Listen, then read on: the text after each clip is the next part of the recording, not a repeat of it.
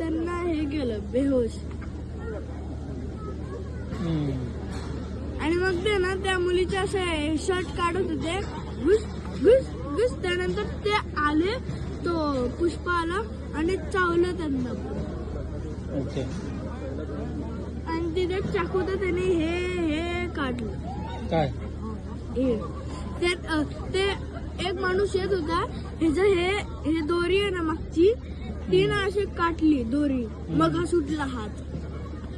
आणि मग हा सगळ्यांना मारायला.